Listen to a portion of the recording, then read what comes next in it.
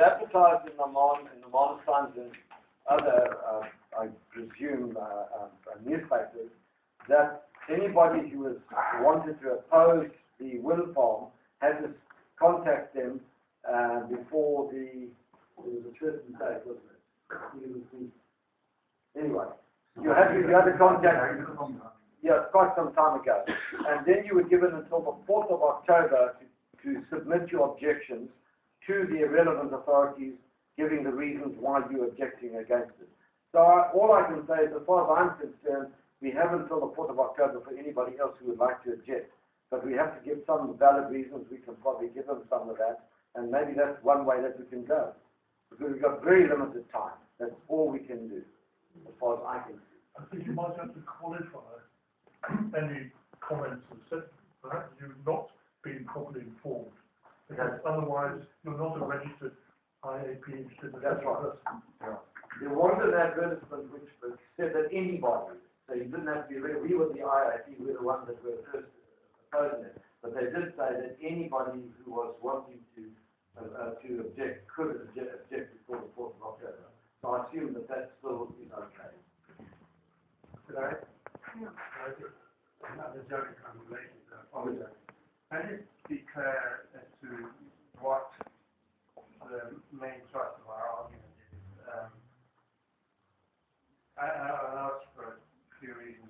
One, because I know there's a lot of questions rising about when NGO work, even if it's put in the Daily Mail, it's extremely difficult.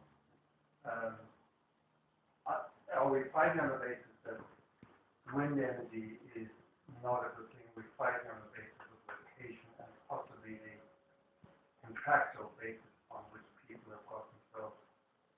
Because it seems to be two very different arguments. I think we could say that we're fighting it on all fronts. That the positioning of the wind farms is not in accordance with the sound problems, with the situations that where it is. There's a lot of reasons against it. You can go into, there are a lot of things I can give you information on. There's the problem, this is the bird, the blue grain, and the other birds. Yeah, the other birds. Also, it's not an efficient system.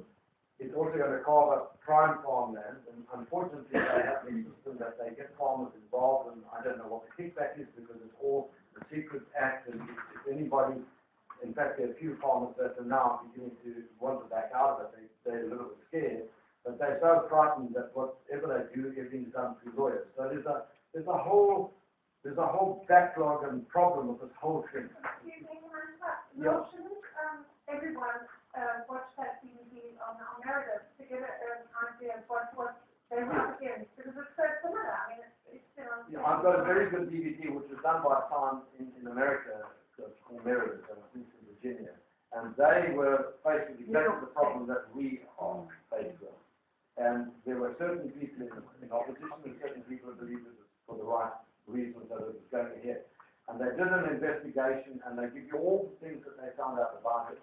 And this is going back a few years. And at the end of it, the general consensus of the town is no way, we don't want it. And it was turned down, but it's a very good. I'll give you a copy, but I've got a copy. You'll have to watch it on your computer. Unfortunately, anybody can do it. But it'll give you a very good insight as to all the problems that are involved with it. And I think that's look, we